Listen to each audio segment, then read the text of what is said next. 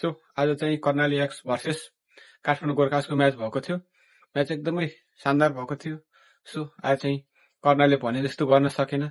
So आज कर्णाली हारेको छ।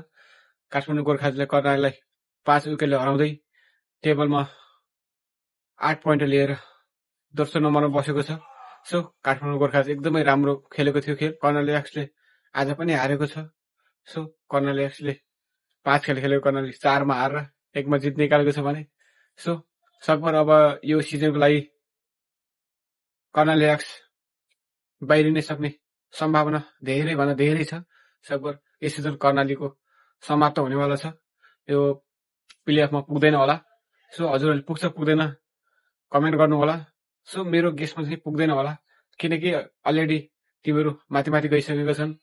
So यस्तै भयो, अर्को सिजन चाहिँ कर्णाली स्ट्रङ भएर आउँछ। सो कर्णालीको फ्यानहरूले हार नमान्नु होला, खेल हो, हार जित भइहाल्छ। सो आज काठमाडौँले जितेको छ, त्यसैमा खुसी हुनुहोस्। अब हामीले सपोर्ट गर्ने भनेको हाम्रो पश्चिमी सुदूरपश्चिम रोइलाई चाहिँ सपोर्ट गर्नुपर्छ, कर्णालीका फ्यानहरू। सो सबैजना सुदूरपश्चिमको म्याच हुँदा ग्राउन्डमै गएर सपोर्ट गर्नु होला। सो भिडियोलाई लाइक कमेन्ट सेयर गरिदिनु होला।